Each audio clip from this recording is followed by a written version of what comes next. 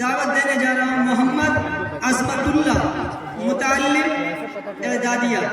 محمد عظمت اللہ متعلم اعدادیہ۔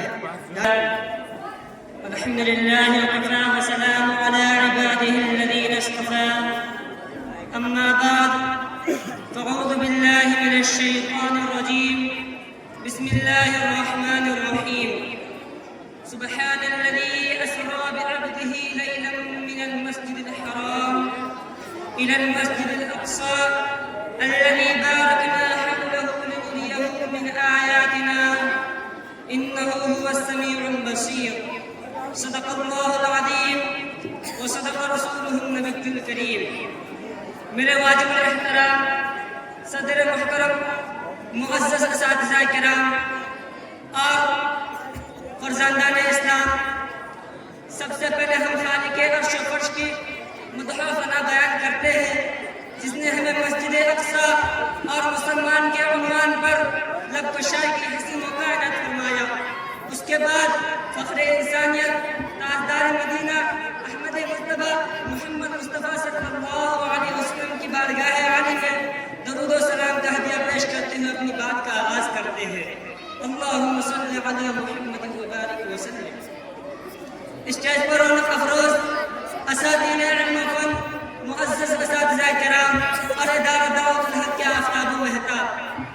مسجد اقصی مسلمانوں کا قبلہ افضل اور مقدس عبادت گاہ ہے۔ مسجد اقصی سے اسلام اور اہل اسلام کی تاریخ وابستہ ہے۔ خالق کائنات نے اہل اسلام کو اس مقدس گھر کی عظیم وراثت ادا کی ہے، اس کا محافظ و خادم بنایا ہے، لیکن افسوس کہ آج ہم اہل اسلام کی اکثر وابستہ تاریخ ہو چکے ہیں، بیت المقدس سے اپنا ایمانی رشتہ توڑ چکے ہیں۔ آج ضرورت ہے کہ ہم اس سے وابستہ تاریخ سے خود بھی آگاہ ہو اور اپنی ایمانی بھائیوں کو بھی آگاہ کرائے اور اس سے اپنا بھی ایمانی رشتہ جوڑے اور اپنی ایمانی بھائیوں کو رشتہ جوڑنے کی فکر کرے، اس کے تئیں عقیدت و محبت کو اپنا جزو ایمان سمجھے، اس کی عظمت و تقدس کی حفاظت کو اپنی تعمیر و ترقی اور بقا و احیا کا راز سمجھے اور اس کی عظمت رفتہ کی واپسی کی فکر کرے۔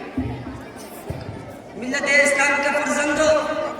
آؤ ہم تمہیں اس کی زبانی، اس کا تعارف کراتے ہیں اور بتاتے ہیں کہ مسجد اقصی کیا ہے، اسلام میں اس کا کیا مقام و مرتبہ ہے، اس میں نماز پڑھنے کا ثواب کیا ہے۔ میں وہ مسجد ہوں جس کی سر زمین کو خالق و ارض و سما نے مقدس و بابرکت بنایا ہے۔ میں وہ مسجد ہوں جس کو اللہ تعالیٰ نے امت محمدیہ کے لیے قبلہ اول بنایا ہے۔ میں ہی وہ مسجد ہوں جہاں سے حضور اکرم صلی اللہ علیہ وسلم کو معراج کرایا گیا تھا۔ میں ہی وہ مسجد ہوں جہاں پر خاتم النبیین محمد صلی اللہ علیہ وسلم کی ابتدا میں جملہ انبیاء کرام نے نماز ادا فرمائی تھی۔ میں وہ مسجد ہوں جس میں ایک نماز ادا کرنے سے 250 نمازوں کا ثواب ملتا ہے۔ میں وہ مسجد ہوں جس میں دجال کا داخل نہیں۔ ملت اسلامی کے فرزندوں، یہ ہے تمہاری مسجد اقصی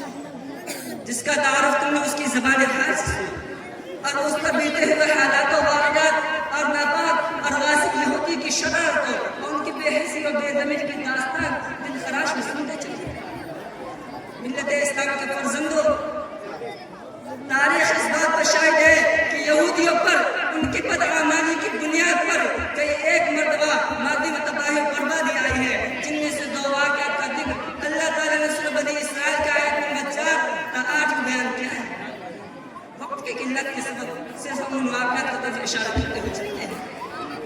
جب موسمی شرط کے متبین آپس میں بٹ گئے، اختلاف و انتشار کو گلے لگا لیا، باہمی خانہ جنگی کے شکار ہو گئے، تو اللہ تعالیٰ نے بطور سزا مختصر کو ان کو مسلط کر دیا، جس نے قوم یہود سے حکومت و سلطنت چھینی، اب بیت المقدس کی عظمت و تقدس کو تار کیا۔ پھر 1 صدی کے بعد زمانہ پر دکھایا، آبدار ساز قدرت شہنشاہ فارس کو ان کے عالم و دستگیری کے لیے کھڑا کر دیا۔ اس یہودی جمعیت مقدس پھر زندہ ہو گیا، لیکن افسوس کہ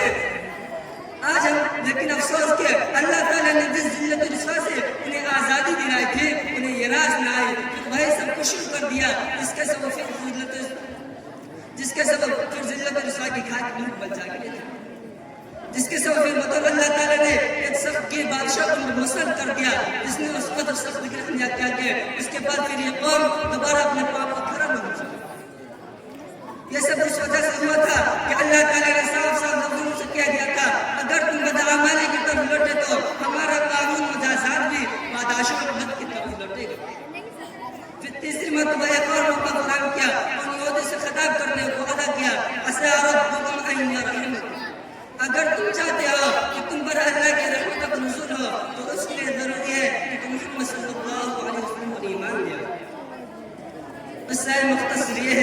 اس کے بعد سیدنا حضرت عمر رضی اللہ تعالیٰ عنہ بیت المقدس کو فتح کیا، پھر عرصہ دراز تک مسلمانوں کے پاس رہا، پھر 11ویں صدی عیسوی 492 ہجری 1099 عیسوی میں یورپی عیسائی پر قبض ہو گئے، اس کے بعد سے اب انہی کے قبضے میں ہے۔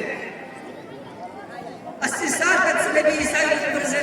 میں رہنے کے بعد اسلام کے حوصلہ مند، جاں باز، دلدار مند اور فکر جمن کے حامل صلاح الدین ایوبی نے اسے 1178 عیسوی میں دوبارہ فتح کیا۔ پھر انگریزوں نے 2 فروری 1924 میں فلسطین پر قابض ہو گئے اور بیت المقدس کی عظمت و تقدس کو تار کیا۔ ملت اسلام کے فرزندوں،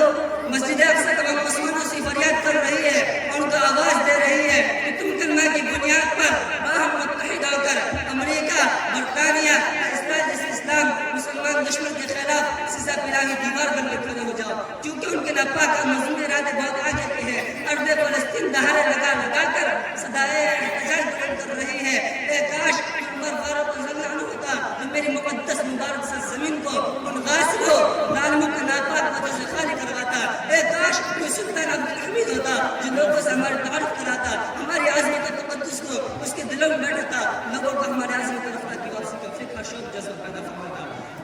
آخر میں اللہ تعالیٰ سے دعا ہے وہ ہمارے دلوں میں اس کی عظمت و